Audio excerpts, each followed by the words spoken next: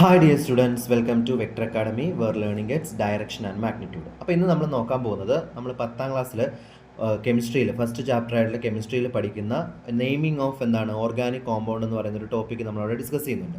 അപ്പോൾ അത് നമ്മളൊന്ന് വേഗം ഒന്ന് റിവൈസ് ചെയ്ത് പോവാണ്. ഇവിടെ നോക്കിക്കേ, നമ്മൾ പ്രധാനമായിട്ടും ഇത്രയും ഫംഗ്ഷണൽ ഗ്രൂപ്പുകളാണ് എന്ത് ചെയ്തത് അവിടെ പഠിക്കുന്നത്. ഫസ്റ്റ് OH ഫംഗ്ഷണൽ ഗ്രൂപ്പ് വരുന്ന അല്ലെങ്കിൽ ഹൈഡ്രോക്സിൽ ഗ്രൂപ്പ് ഫംഗ്ഷണൽ വരുന്ന കോമ്പൗണ്ടുകളെ നമ്മൾ എന്ത് വിളിക്കും?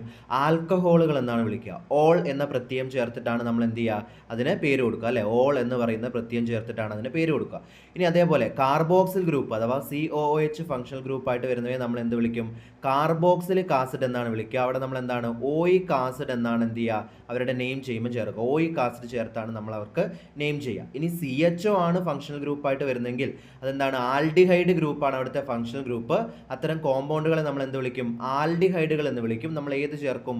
ആൽ എന്ന് പറയുന്ന എന്താണ് പ്രത്യയം ചേർത്തിട്ടാണ് നമ്മൾ അതിനെ നെയിം ചെയ്യുന്നത്. അതേപോലെ തന്നെ കീറ്റോ ഗ്രൂപ്പുകളാണെങ്കിൽ നമ്മൾ അതിനെ കീറ്റോൺ എന്ന് വിളിക്കും. ഓൺ എന്നാണ് നമ്മൾ ചേർക്കുക. നെയിം ചെയ്യുന്ന സമയത്ത് ഓൺ എന്ന് ചേർത്തിട്ടാണ് നമ്മൾ എന്ത് ചെയ്യുക? അതിനെ നെയിം ചെയ്യുക. അതുപോലെ തന്നെ എന്താണ് ഹാലോ ഗ്രൂപ്പ്, അതായത് ഫ്ലൂറിൻ, ക്ലോറിൻ, ബ്രോമിൻ, അയഡിൻ തുടങ്ങിയവയെ നമ്മൾ എന്ത് വിളിക്കും? ഹാലോ ഗ്രൂപ്പുകൾ എന്നാണ്.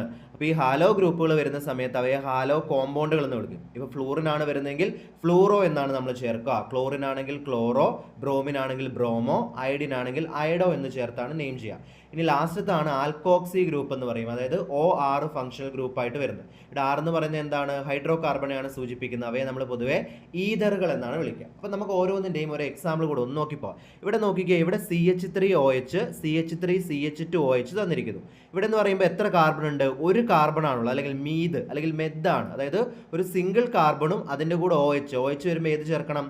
ഓൾ ചേർക്കണം. അപ്പോൾ നമ്മൾ എന്ത് വരും? മെദ് അല്ലെങ്കിൽ മീഥേൻ പ്ലസ് ഓൾ എന്ന് വരുമ്പോൾ എന്ത് വരും? മെഥനോൾ എന്ന് വരും. ഇവിടെ രണ്ടെണ്ണം ഉണ്ട്, അപ്പോൾ ഈഥേൻ ആണ്, അപ്പോൾ എന്ത് വരും? ഈഥനോൾ അല്ലെങ്കിൽ എഥനോൾ എന്ന് വരും. ഇവിടെ എന്താണ്? CH3 CH2 ഇവിടെ എന്ത് വരുന്നുണ്ട്? OH കൂടെ വരുന്നുണ്ട്. അവിടെ ഇപ്പോൾ എത്ര കാർബണായി? ഇവിടെ OH കൂടി വരുന്നുണ്ട്. അപ്പോൾ എത്ര കാർബണായി? 1 2 3 കാർബൺ. അപ്പം 3 കാർബണും ഒരു OH ഗ്രൂപ്പും. അപ്പോൾ എന്ത് വരും? രണ്ട് രീതിയിൽ നമുക്ക് എഴുതാം. ഒന്നെങ്കിൽ പ്രൊപ്പനോൾ എന്ന് എഴുതാം, അല്ലെങ്കിൽ ഒന്നാമത്തെ കാർബണിൻ്റെ കൂടെയാണല്ലോ OH ഗ്രൂപ്പ് വന്നിരിക്കുന്നത്, അതുകൊണ്ട് പ്രൊപ്പൻ 1 എന്ന് എഴുതാം. രണ്ട് എഴുതിയാലും ശരിയാണ്. ഇവിടെ നോക്കിക്കേ, ഇവിടെയും 1 2 3 കാർബൺ ഉണ്ട്. അത് നമ്മൾ ലെഫ്റ്റിൽ നിന്ന് റൈറ്റ് നമ്പർ കൊടുത്താലും റൈറ്റിൽ നിന്ന് നമ്പർ കൊടുത്താലും ഏറ്റവും ചെറുത് കിട്ടുന്ന ഏതാണ്? രണ്ടാമത്തേതാണ്. അപ്പോൾ നമുക്കിതിനെ എന്ത് പറയാം? പ്രൊപ്പൻ എന്തെന്ന് കൊടുക്കാം? പ്രൊപ്പൻ 2 ഓൾ എന്ന് കൊടുക്കാം. പ്രൊപ്പൻ 2 ഓൾ ആണ് എന്ത് ചെയ്യുക? ഇതിൻ്റെ നെയിം വരിക. അതുപോലെ എന്ത് ചെയ്തിരിക്കുന്നു? ഇവിടെ ഓരോ കാർബോക്സിലിക് ആസിഡും കൊടുത്തിരിക്കുന്നു, അതിൻ്റെ നെയിമിങ്ങും കൊടുത്തിരിക്കുന്നു. നമുക്കത് നെക്സ്റ്റ് വീഡിയോയിൽ എന്ത് ചെയ്യാം? ഓരോന്നായിട്ട്, അതായത് carboxylic acid, aldehyde, ketones, halo group, ether, ഇവയുടെ